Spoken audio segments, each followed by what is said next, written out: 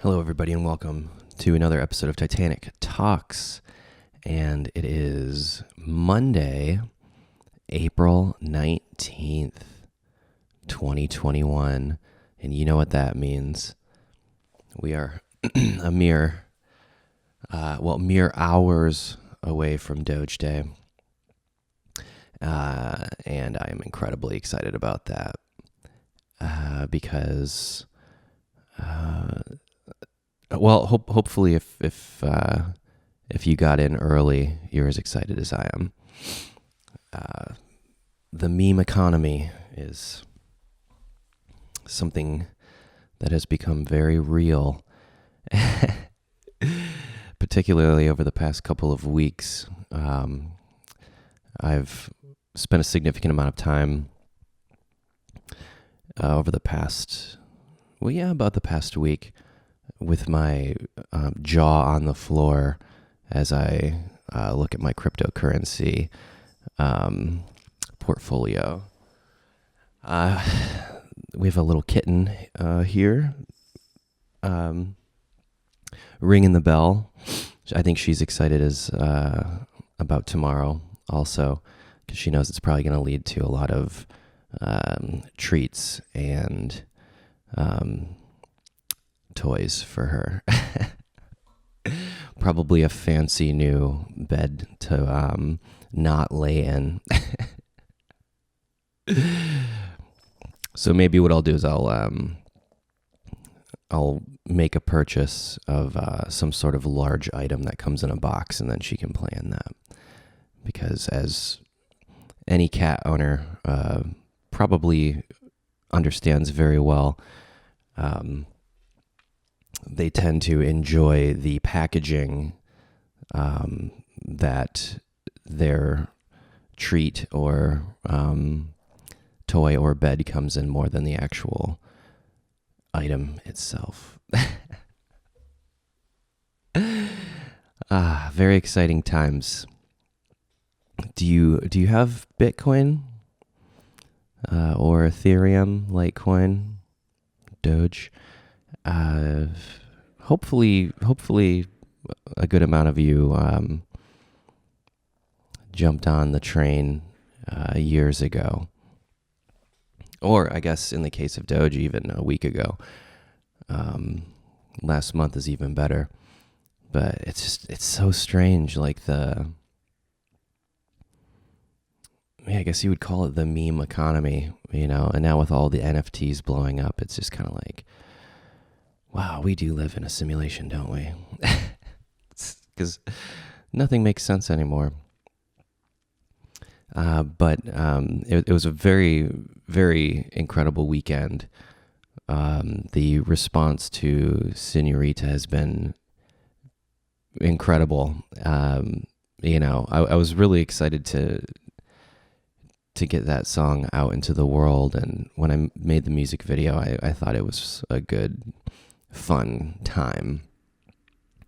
And I find usually when I'm having buckets of fun making something, usually that translates through the camera lens and through the World Wide Web and into the hearts and minds of the people around the world watching it.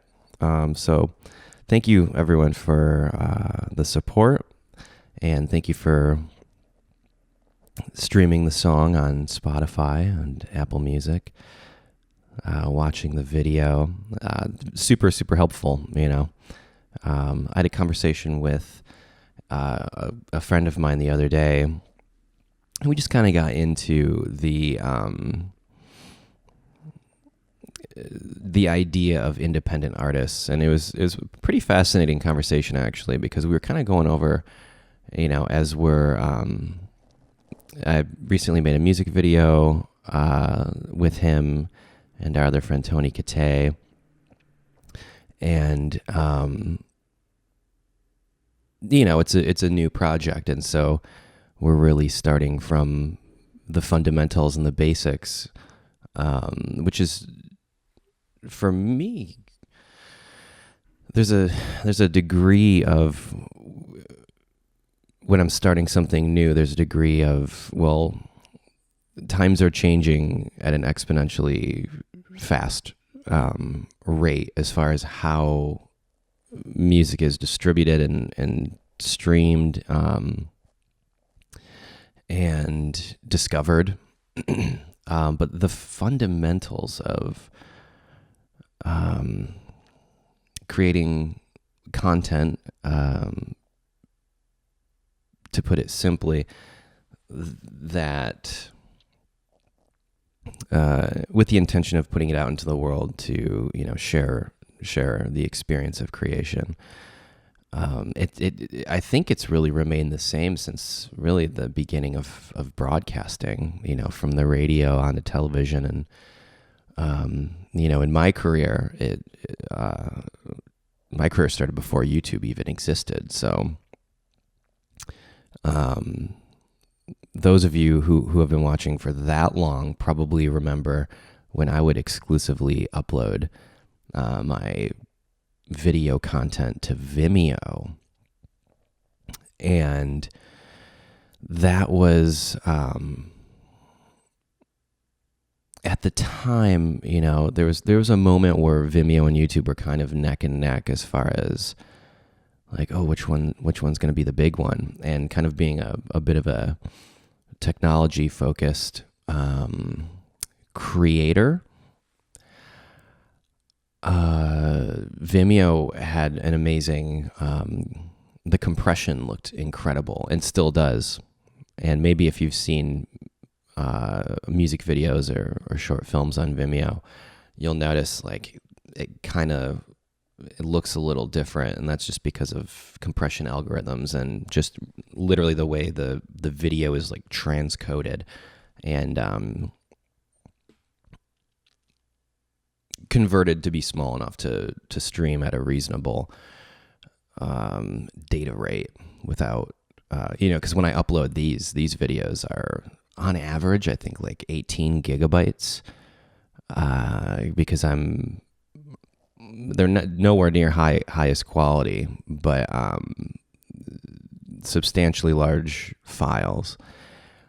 So when I was first starting out and starting out at least in uploading videos to the internet, I only heard about YouTube. This was probably 2006.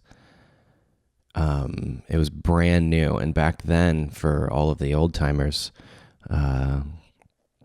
thanks for watching, old timers. We're all in this together. I only heard about YouTube because at the time there were services, I don't even know if it's still up, but like Flickr and PhotoBucket, because you used to have to host an image somewhere, and then on your social media page, at that time it would have been MySpace, you would have to use a hyperlink for where you were hosting that image and then put that onto your social media page. You couldn't just directly upload it right to the page. Different times. I think a lot of young people don't really realize, like, a significant amount of people who lived through the MySpace years learned how to code HTML. Like, just like the average Joe, would at least know how to do basic HTML. And that's how I learned. I just wanted to learn how to put up a simple website using nothing but a text editor, or change around the way a MySpace profile page looked. It was the Wild West in a lot of ways. So I remember a friend of mine showed me YouTube, and he's like, "Hey, check this out. Like, you can host your videos on this website, and they actually play back pretty good and good quality." And I could not believe it. And my first thought was like, I never imagined anyone would go to an actual YouTube page or a YouTube channel, because that just wasn't the way the internet was at that time. It was, so like on my website or on my MySpace page, I can embed a video that this YouTube site is hosting, and it didn't cost any money. boy, was I wrong. So when the things I was making kind of started to get some attention and traction, I would send it to a lot of blogs, whatever I was making. I would send it to blogs or controversial. I guess at that time, yeah, like bloggers were kind of becoming a thing. It was arguably more popular, at least in the social media zeitgeist. There was a time where, people in their bedroom or whatever were, it hadn't been completely corporatized yet. And advertising was not it wasn't established enough for something like independent bloggers to really have like a sustainable career or lifestyle. Most people were in that realm were working like, normal jobs on top of that. This was kind of like a passion project thing. And so I would just send whatever I was making and just trying to get them to put it on their blog, and that worked. So, and usually I would just say something like this is the worst thing ever. I hate this. You should make fun of this. And and that's how probably the first like million people, I think, discovered the things that I was making. But at the time I was hosting the videos and releasing them on Vimeo, and I noticed all of the commentary when I would post something on Vimeo is all about, hey, what lens is this? And what frame rate? And is that a Lettuce 35 adapter? Or is that a Red Rock Micro?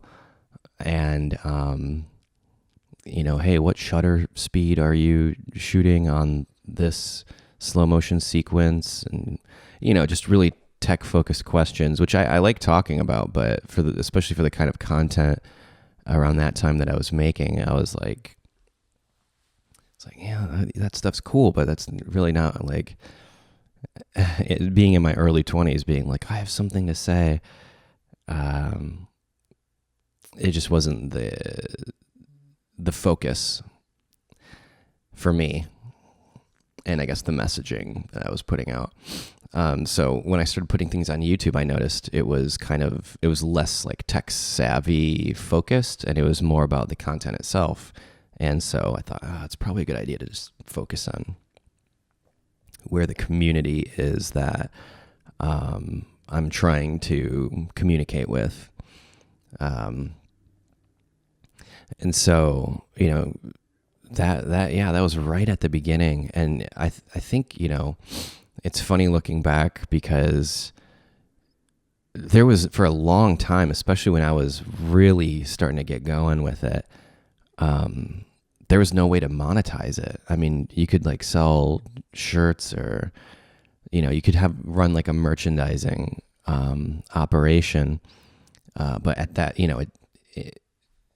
you have to, it takes money to make money, basically. And so if you're planning on having t-shirts manufactured, for example, you need some money first to get the shirts made, and then there's shipping and all that stuff.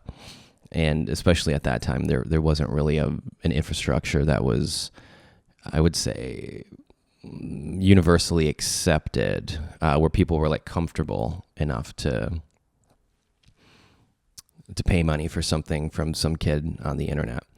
And then there were no advertisements either for quite a while. It took them a while to figure that out. And so the first couple like times I made videos that really took off and a lot of people watched, it's like I didn't make a dime off of that, which is fine. That was how it was at the time. And I always thought like, oh, well, it's like brand building. Like it'll be, in the long run, it'll be worth it. So, most of my 20s I put into building brands, I guess, building businesses around those brands. and then losing them. But what are you going to do? Keep on keeping on. It's just, a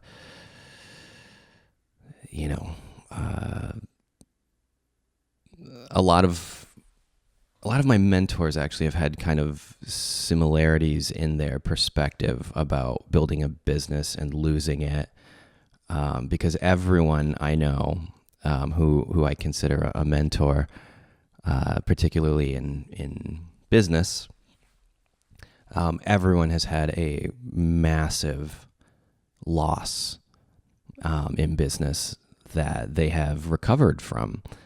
And I think if you're someone right now who is going through, maybe it's because of the pandemic and business isn't doing so well, or circumstances beyond your control having to do with personalities, and I guess you would say dishonesty or infidelity. I would say, that I can pay it forward from what my mentors, taught me, which is like, that's the hardest part. If you're going to go out on your own and start a business, even if it's just like a side gig, keep in mind that the most difficult part is probably going to be the interpersonal relationships revolving around your business, because, drop of a dime, people can change their intentions and they can break promises. That was probably the hardest pill I've ever had to swallow.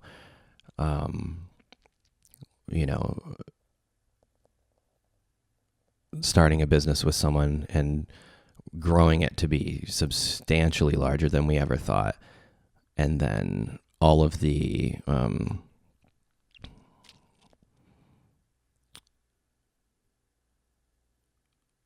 we'll just say one side of the partnership was hoping to maintain integrity and uphold the commitments, promises, and agreements that were made early on, because, it's just the classic tale as old as time. Substantial amounts of money start coming in, and suddenly this is all mine. All right. That's one way to live life. But I mean, the point here is to, you can't let that get you down. And, especially now with social media, and really there not being any sort of, what did I say in a earlier video kind of regarding this? The truth doesn't matter if the lie is more entertaining. And boy, oh boy, have I learned that lesson. And that's never been more true than with social media. It's with all the chaos and craziness that we see with well-known people losing everything basically over questionable circumstances. I think it's good to ask yourself, like, who benefits from this? Who benefits? For all the people who find it necessary to air out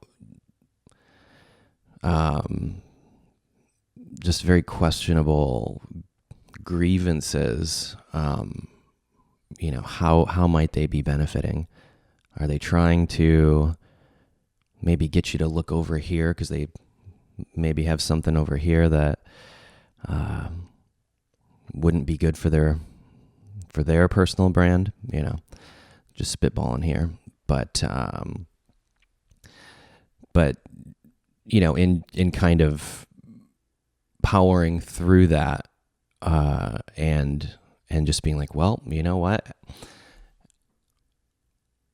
Kind of I think the point I got to in my life, kind of being like, all right, well, twice, building a business, and then, having that like taken away, now it's just kind of like, oh, well, what am I supposed to just cry about it? Or can I take those feelings, emotions, and take that energy and kind of do judo with it and turn that into something positive, first of all, but also something that is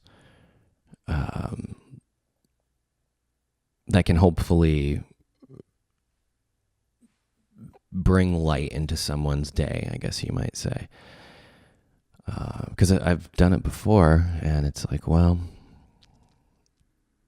I get too bored to not be making stuff. There was a definite, and throughout life, it's just something that can happen. You go through these waves of like, oh, should I just stop? And that thought usually lasts about 5 minutes. And I'm like, but how bored would I get? and the value I find in, I don't know, in just learning something new, implementing it. Even something as simple as figuring a new camera out, or a new trick that I'm learning with recording music. There's always something, that just gives you that one up for the day. Extra achievements to be unlocked. And as I have this as we're full swing in the album cycle for Texas Dream, I keep finding new ways to be inspired and challenged, which I'm having a lot of fun with, actually, because there was a good amount of time where nothing in the world was really happening, and so it's kind of like, well, what can I focus on? What should I focus on? How can I learn? How can I grow? And I think that's a good thing to focus on. And within that, to get back to what I was talking about with my friend, starting off with a new project, getting people to pay attention, what are the core values of something that is remarkable, I guess you would say, which Seth Godin talks a lot about in Purple Cow. Everyone's seen a regular cow, thousands and thousands. There are going to be thousands of regular cows, and there's nothing really remarkable about that. But if you saw a purple cow, you'd probably make a remark. Hey, look at that purple cow, and that is what makes something remarkable. And that's really kind of step one for me when I'm choosing to work on something new, or I make the decision to work with someone and say, all right, well, usually music is step one, and okay, music's really cool. Then, personality, like, oh, you're a very interesting and fascinating person. And then you kind of start just from the basics and say, hey, what about these two things? Can I point a camera at, basically, or help to write a song about, and say, come up with something to say that if put out in a video on the internet, for example, people will want to make a remark, comment like, share, subscribe, engage. You've heard this a million times before. But yeah, I think that's kind of where my philosophy is within that realm. And it's just really kind of like square one. And what I like about doing that, I suppose, as a career, is kind of seeing, like, with the times that are a change in always, how those very simple and basic, I guess, philosophical pillars, what do those look like in April of 2021? How have things changed, but how have they remained the same? And the older I get and the more I do it, the more I'm realizing, and I could be wrong about this, I often am, but I think in this case, people like being entertained, and this is something I say. I've said this to a lot of friends and collaborators in the songwriting realm, and I've been saying it for a long time. But if you ever have, like, writer's block, for example, what should this song be about? Because that's something with, like, young songwriters that I find. They can come up with great melodies and really cool production, because now production pretty much happens during songwriting, and they'll have this really cool foundation, but they won't be saying anything. And one thing I always kind of, a fun exercise is saying, can you come up, or can we come up with a new way of saying I love you in a way that's never been said before? Or I don't love you, or I need you, or I can't stand you, or please don't leave me, or I'll never leave you. These kind of core feelings that a song is a very good vehicle for communicating. I think those are interesting starting points, and there have been great examples throughout time. I'm really jealous of Dolly Parton. Good Lord. I mean, and I will always love you. Was she really the first one to really nail that? I mean, come on. If you've never had your Dolly Parton moment, I implore you to take the rest of the day off and just listen to Dolly Parton. Which is kind of a mind blower for me, because just to think that there's probably someone out there right now who's never listened to Dolly Parton.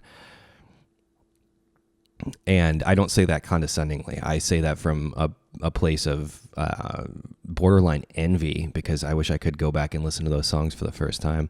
She's kind of, she's one of those people, I would say, like Willie Nelson's in there, Harry Nilsson is in there, and absolutely the Beatles, where you go through and listen to their catalog and you're like, oh, they wrote that song? They wrote that song too? They wrote that song too? Like, what is going on?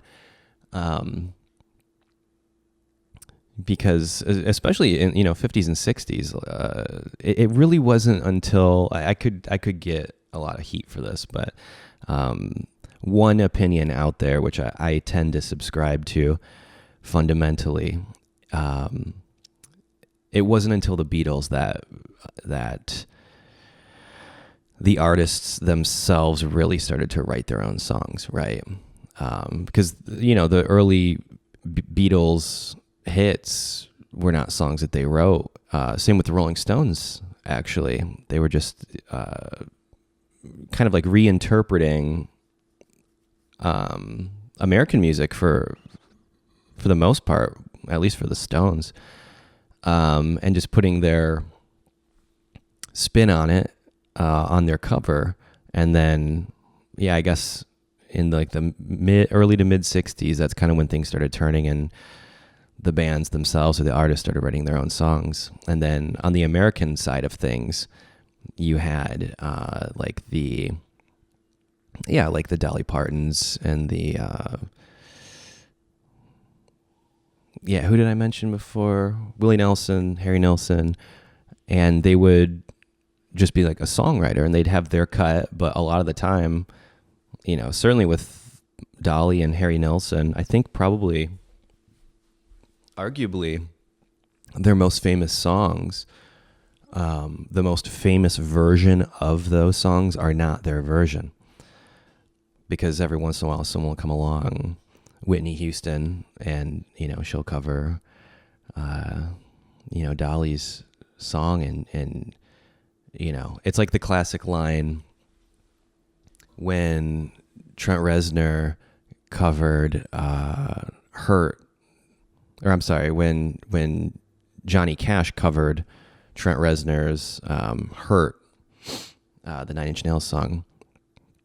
And I'm paraphrasing here, but at some point a journalist or someone had asked him, how do you feel about Johnny Cash covering your song? And he was like, oh, it's his song now.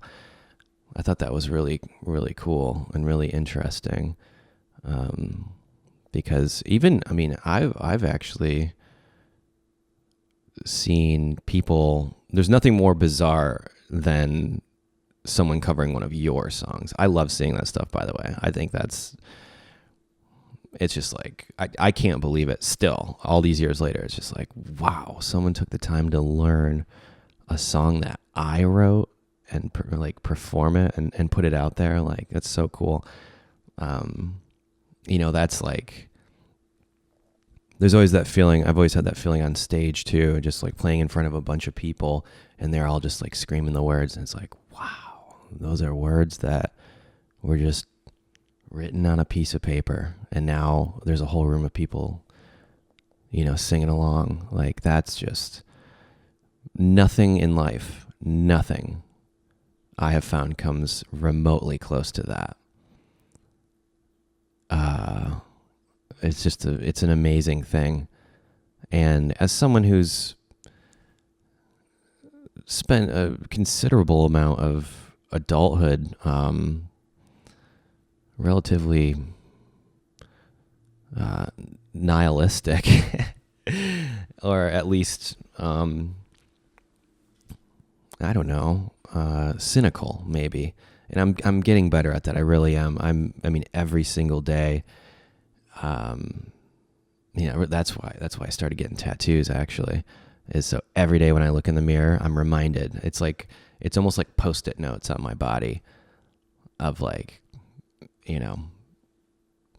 focus on the positive and be thankful and do your silly, what are 5 things that you're thankful for every morning when I wake up and I'm staring at the ceiling and I want to go back to sleep.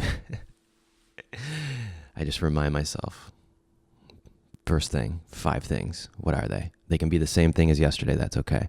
But what are 5 things that you are grateful for and thankful for? Because had I done that much earlier in life, I think my focus and perspective would have maybe shifted towards a more fruitful day-to-day lifestyle.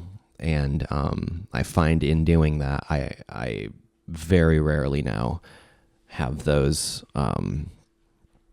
depressing days, because it's almost like nipping it in the butt, just starting the day off with like gratitude. Because, I'm no guru and I'm no expert really on anything, but one thing I do know is life is short, and it's too short to let one day even get spoiled by, just these negative, repetitive, anxious thoughts. And I know that's easy for me to say, but I'll tell you, if you're going through it, I'm telling you, there's a way out. And there's always going to be remnants of that. some of us, I've talked about it on here before a little bit, but it's like, I think it's a chemical thing. But there are remnants that will always be there, but it really is our biggest strength is to be able to look at those anxious thoughts, depressing thoughts, negative thoughts, look at them right for what they are, acknowledge them, process it, okay, why am I feeling this? What is this feeling? Identifying it. I am feeling this. Let's process it.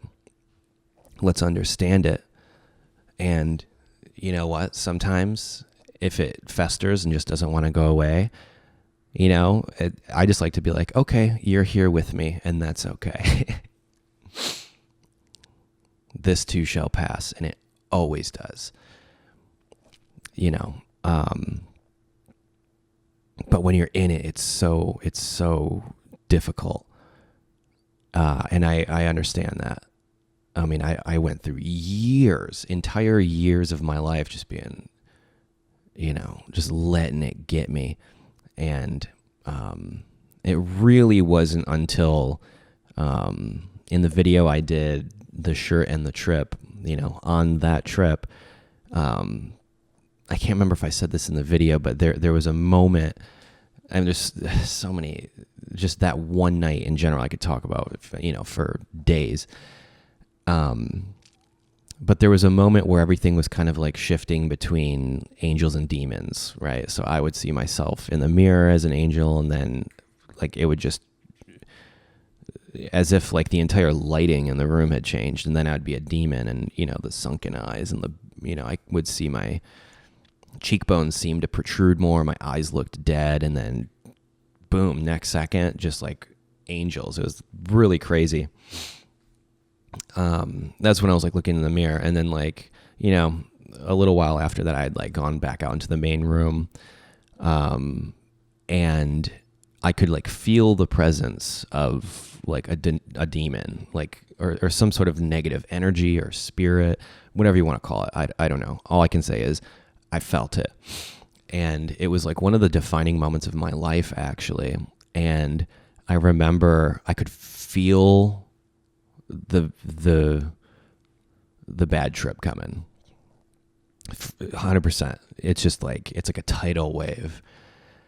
And for whatever reason, I think it was because I was in a good setting, and I was very comfortable. I just spent like an entire night in a hot tub, so I was feeling vibey.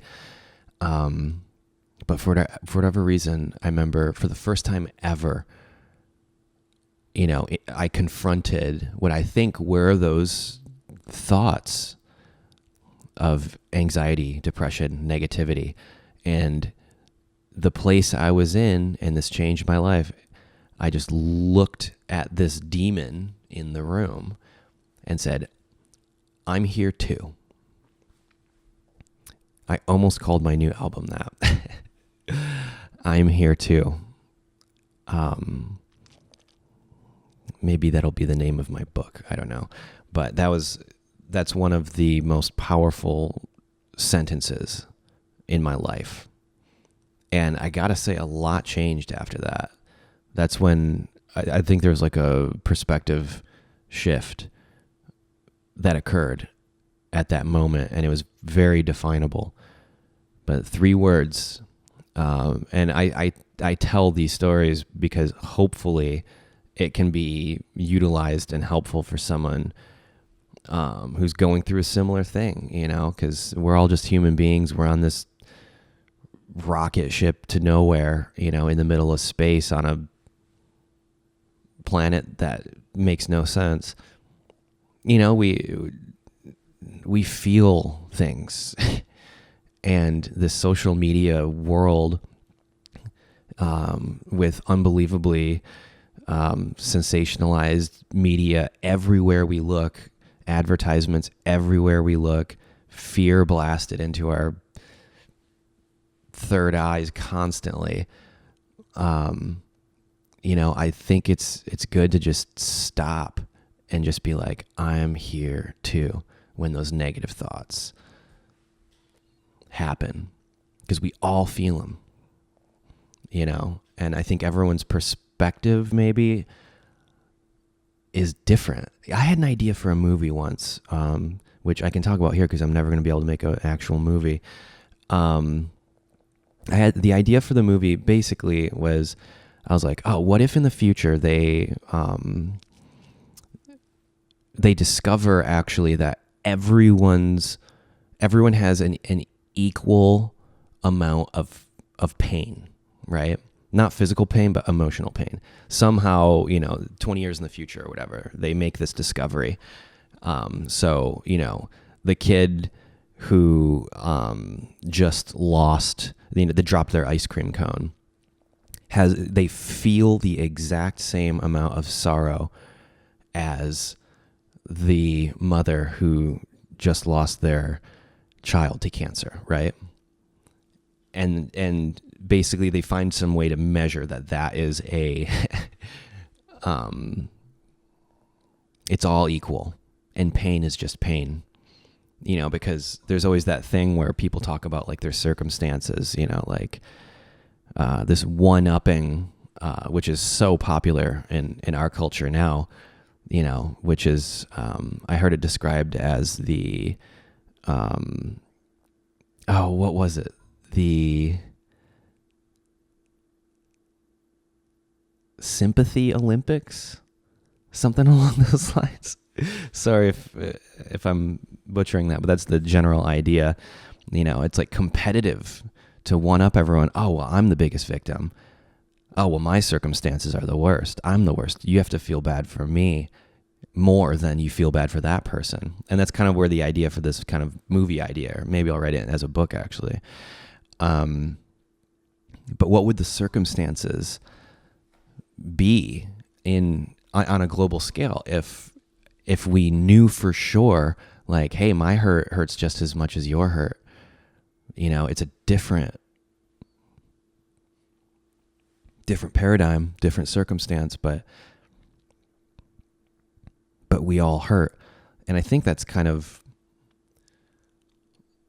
when I started thinking like that, even though, well, I can't say that I know, because my version of yellow might be perceived as a brighter or more of an orange tint than your version of yellow, right? It's kind of that old mind blower when you're in like third grade. It's like, what if I see blue and my blue is actually your red? Whoa. Same idea, but with emotional, with emotions and how we process that. And if everyone was made aware, hey, like, we're all in this together, would that make people in general more empathetic?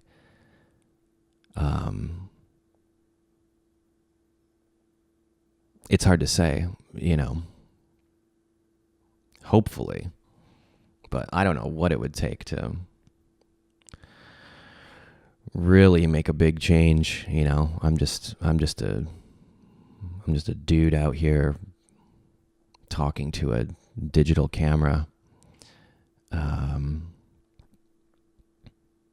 And I think a lot. I think the closest thing I've come to believing would actually have a global change is if there was some way, to like make the entire planet candy flip.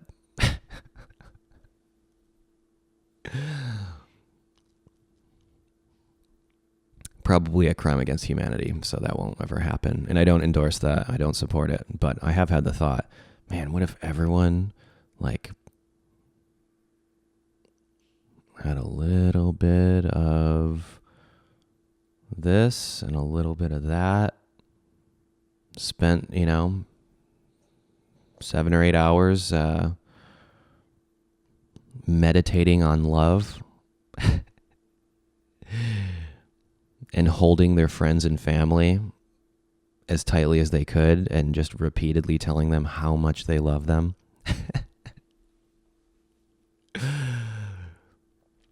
I really think it's fascinating kind of with the, in the psychedelic realm, how it's being used as treatment for, you see it for like PTSD and anxiety and depression. It's like, oh, well, worked on me. That worked. And who knows the reasons why. I mean, even, all of the therapy I've gone through, it's helpful, and I recommend it, and I encourage it. But I think there's, a bit of a caveat in the, you can unpack your past, 1 hour a week, or however often you do it. But there's always going to be questions in life, especially regarding like your childhood or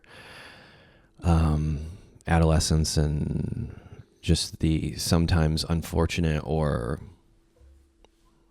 bizarre experiences we all go through. Some of those are always going to be question marks. Especially when you compound that with like, is that instance in my life, like why I never told myself that I love myself, for 32 years. We can't really pinpoint those things. And it's probably, I don't think, maybe necessarily even the most helpful thing to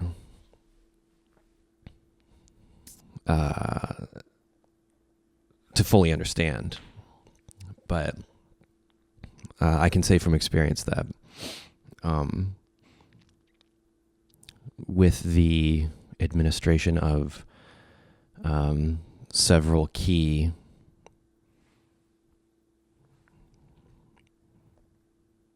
mind-altering compounds, that helped me to, simple stuff, being okay with like hugging my friends who are guys, or girls, hugging my friends, let's just say that. But I don't know, as like a dude, there's maybe not so much anymore, but there's kind of a stigma about that. And I'm like, nah, man, I'm hugging my friends. Because that's, I went a very long time, not being appreciative, I guess you would say.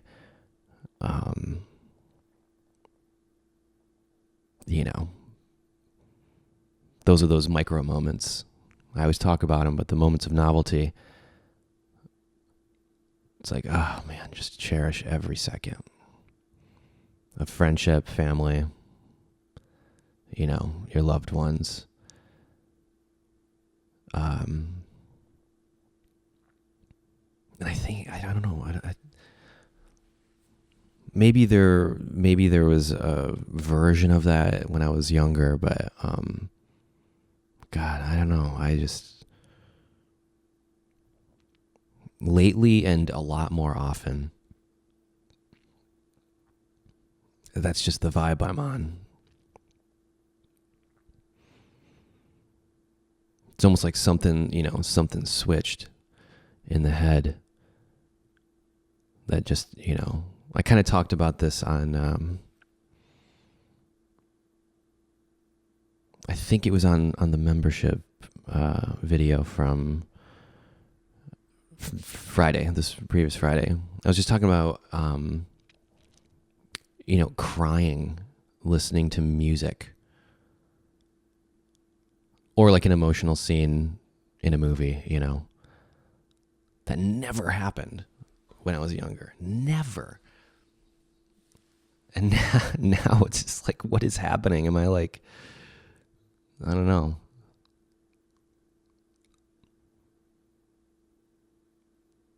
Yeah, it's just, I don't know, maybe becoming more in tune with, I guess, just feeling like a human, because I don't know, I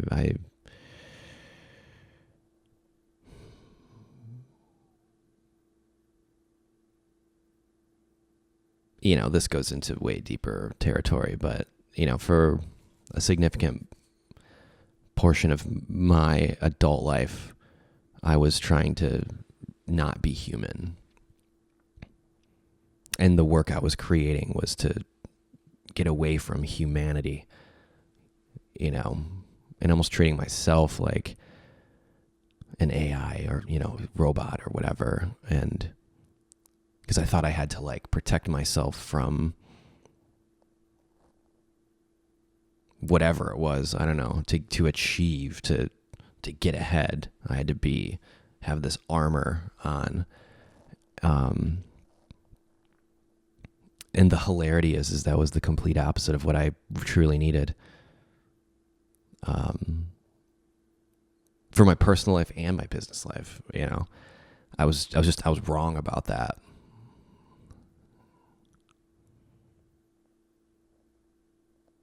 And betraying myself is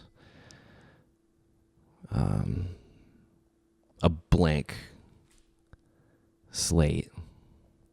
I thought that would make people think I was more interesting, or the characters I was creating and the scripts I was writing, and it's like, oh no emotion. So you can imagine when I did start going to therapy, they had a field day with that one. So what do you think you were saying with your entire body of work that revolved around not showing emotion?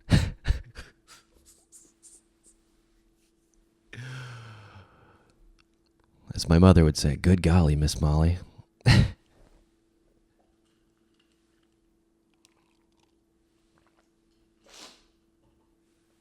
Life is a strange thing, y'all, but a beautiful thing. And I'm looking forward to this week. I'm going to start sharing some of the work that I've been working on with some friends, old and new. So that should be fun. And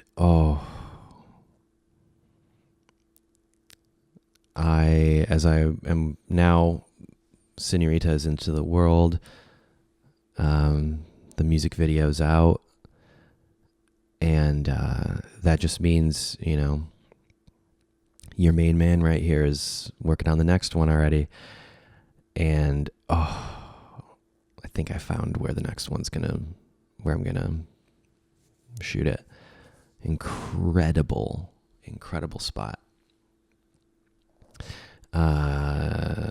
And just as someone who's always kind of like looking at the next thing, what am I working on? What do I need to what do I need to do to set everything in motion so I can have the end result of a great, in this case, music video. And I've just had my eyes wide open.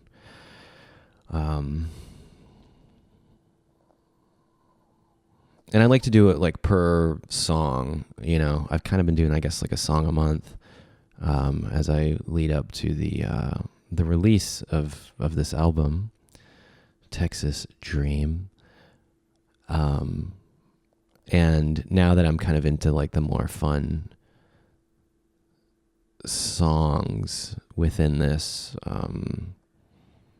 album cycle, I'm finding that's being reflected in day-to-day life, because I'm aware of just constantly,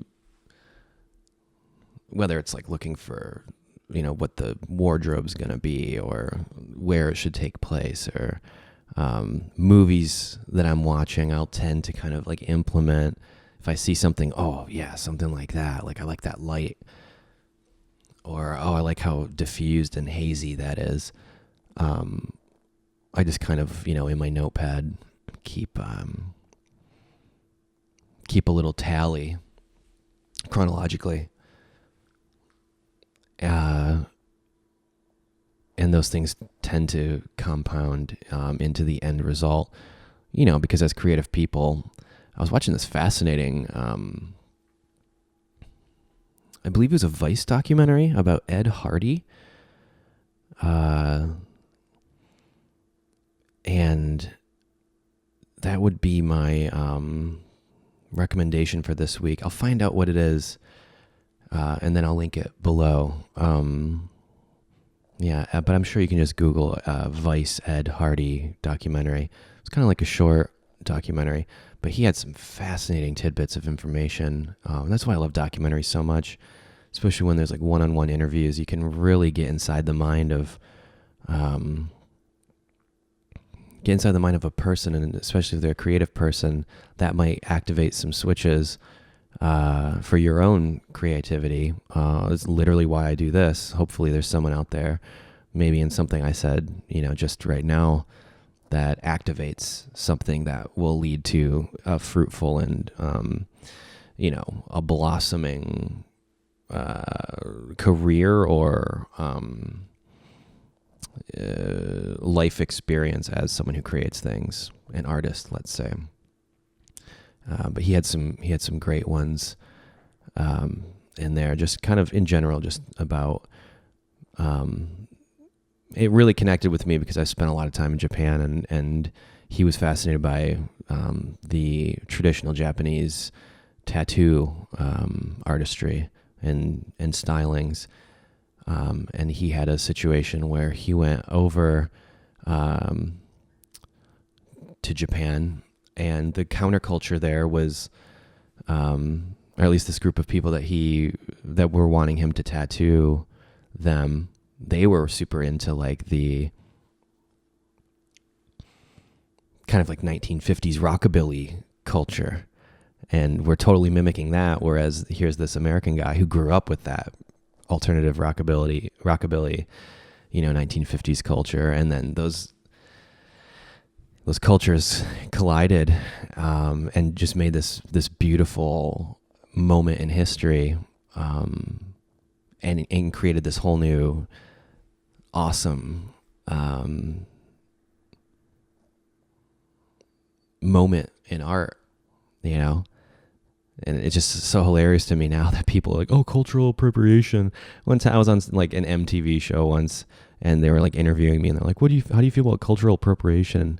And I'm like, at the time I wish I would have said like, hey, are you a skateboarder because you're appropriating skateboard culture? I doubt you can kickflip,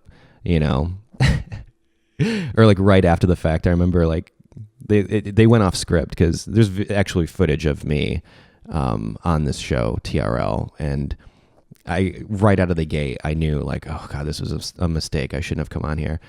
And so I was just like bored sitting there, and I started like mouthing the teleprompter, and I think they noticed that, and so they went off script. And the producers afterwards came into the green room. They're like, oh my God, I'm so sorry. Like, they weren't supposed to say that, and blah, blah, blah. That wasn't planned. And I was just like, I literally don't care about anything, but I appreciate your concern. But I mean, everything's cultural appropriation, like one of the hosts, they were wearing like military fatigues. It's like, oh, are you appropriating, military culture? Are you in support of the United States occupying, less fortunate third world countries? Like, there's an argument for everything. And I can't remember what I said, but something along the lines of, which was totally true. It's like, actually, like, all of my Japanese friends who are born and raised are through the roof, that, especially with, that album cycle that we were promoting at that time, which was recorded in Tokyo. And, we just love it. Like, forgive me for loving this, like, and implementing, like elements of that, but also elements of, French culture and Canadian artists that I love, Brazilian artists that I love. Like, so much goes into creation. And when people kind of pull that card, I think, like the whole cultural appropriation card, that just makes me think like, oh, you're probably just like really boring. And you're just like looking for things to be upset about because you probably haven't ever enjoyed anything enough to want to inspire you to want to make something new based on all of the things that you love. Anyway, sorry for the rant, but I always thought that was a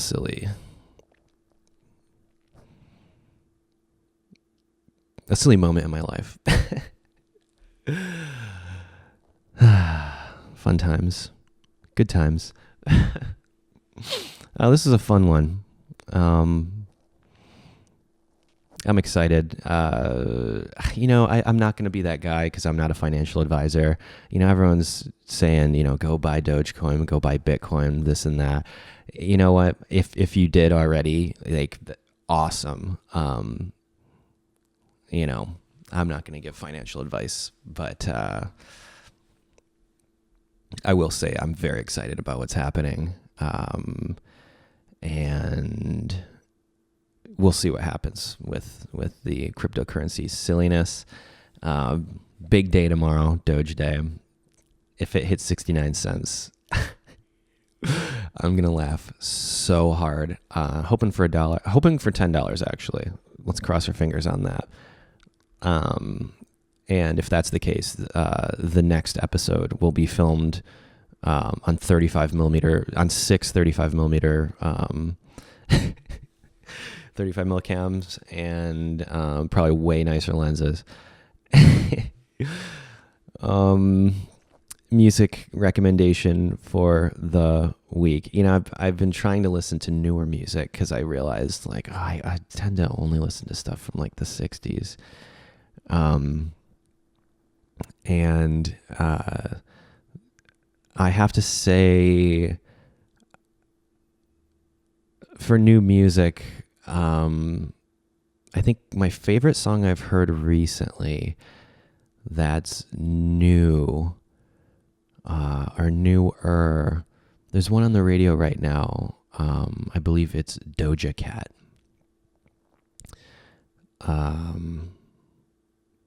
That one's good.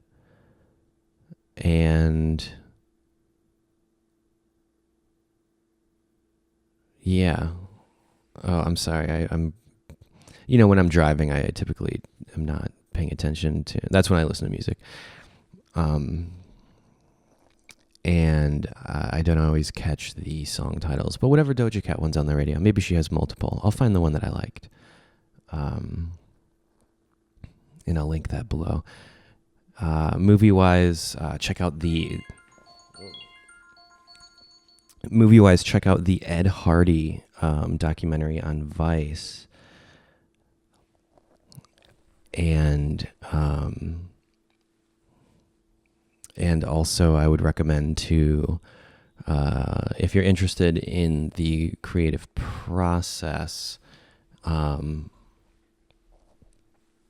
I've been enjoying Stephen King's On Writing, and I think there's a lot of goodies in there. So enjoy those. Hopefully it's a good week for you. I send my energy through this here camera lens into the YouTube player that you are currently watching on a telephone, probably, or on your laptop, perhaps a desktop computer. Thank you all for watching. I appreciate you being here. If for some reason you haven't subscribed yet, I get it. Clicking the button. It is an ask. But if you're not subscribed, I would appreciate that. That helps. And by all means, click that join button if you haven't yet. We're getting into some really fun stuff over on those videos. You know, you can kind of, I can kind of be a little bit more laid back with them. And my favorite part, though, is the conversation and you know, the comments. And, you know, we have our community tab in there where we can have conversations. And I'm starting to be more active on that as well. But it's a really cool community. And all the people in the comments here, you'll notice next to their name, they've got, you know, badges. And now we're getting into, you know, we have like bronze, silver, gold, and then the ultimate blood red. But say hello to them too in the comments. Yeah, all channel members, huge love. I always say it, but you know, I got to keep saying it because it's just, to me, is the coolest thing. Love making these videos. Love you guys. Have a good week. Channel members, we'll see you Friday, as always. If not, we'll see you next week. Rock and roll. Peace and love. And God bless all of you.